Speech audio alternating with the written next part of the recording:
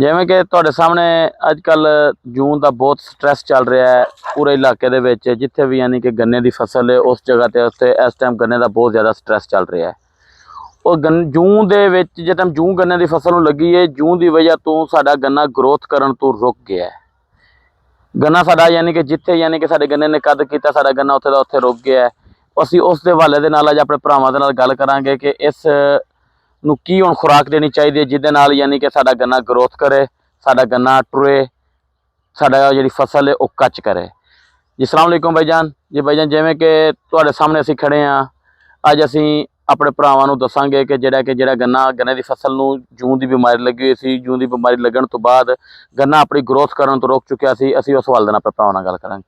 भाईजान, सब तो पहले असीं अपने भरावां नूं इह दसांगे कि जिहड़े भरावां दे गन्ने दी फसल दे विच जून दी बीमारी है सी, ओह साडे भरा जिहड़े ने अपने गन्ने दी फसल दे विच पानी दे नाल गुआरा ते यूरिया ये दो चीज़ां इस्तेमाल करन। यूरिया का ज़्यादा इस्तेमाल नहीं करना, क्योंकि यूरिया का इस टाइम ज़्यादा इस्तेमाल साढ़े नुकसान दे विच है, क्योंकि यूरिया एक गैस है।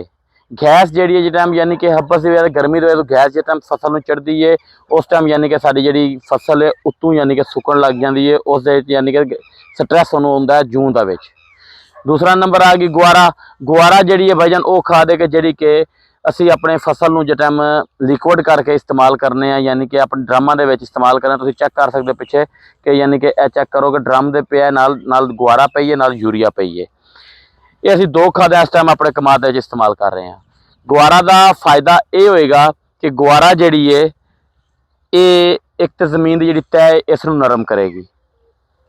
दूसरा नंबर इसका ये होएगा कि जिहड़ा कमाद साडी फसल जिहड़ी है इसनूं कच देवेगी। कच्चा करन दी मुराद ये है कि जड़ां साड़ियां जिहड़ियां ने वो मजबूत होणगियां, जड़ां जिहड़ियां ने उन्हां नूं यानी कि एकदम खुराक मिलेगी। जिहड़ियां इस टाइम के बिल्कुल कमज़ोर हो चुकियां ने उन्हां नूं जिहड़ा ताकत मिलेगी, साडा गन्ने दी फसल जिहड़ी है तुर पवेगी इंशाअल्लाह। दूसरा नंबर ये है कि जिहड़े साडे भरा कह रहे ने कि जिहड़ा कि ये फजूल है, ये फजूल चीज़ नहीं है। ये इस टाइम जिहड़ी है बहुत ज़्यादा अहम साडे किसानां दे लई बन चुकी है, क्योंकि असीं किसानां ने जिहड़ा पहले जून के स्ट्रैस की वजह तो जिहड़ा कि असीं बहुत ज़्यादा अपनी गन्ने की फसल का नुकसान किया है। उस नाल ये वे कि हुण असीं अपनी गन्ने की फसल नूं होण बना सकने, क्योंकि उत्तों जिहड़ी गर्मी इस टाइम टंपरेचर जिन्ना साडे इलाके का टंपरेचर इस टाइम पै रहा है, उस टंपरेचर नूं मद्देनज़र रखदिआं होइआं असीं जिहड़ा कि अपनी फसल नूं इस टाइम हुण अपनी खुराक ते अपने जोर दे उत्ते असीं ठाणा है। ये इस टाइम ज़्यादातर स्ट्रैस जिहड़ा चल रहा है, ये इस टाइम मोढे गन्ने की फसल के उत्ते स्ट्रैस चल रहा है। जून का ज़्यादा अटैक मोढे के उत्ते वे, नहरा गन्ना जिहड़ा है उस दे उत्ते इस टाइम जून का अटैक घट है, लेकिन मोढे नहरे की निस्बत मोढा जिहड़ा वो ज़्यादा अटैक दे विच इस टाइम मौजूद है। अगर साडे भरावां नूं साडी वीडियो अच्छी लगी होवे तो साडी वीडियो अपने तमाम दोस्तों तक शेयर करें जे, साडे चैनल सबसक्राइब करना ना भुल्लिआ जे, बैल आइकन के बटन नूं लाजमी दबाया जिहड़ा कि साडी हर आने वाली वीडियो साडे भरावां तक पहुंचे। अस्सलाम वालेकुम।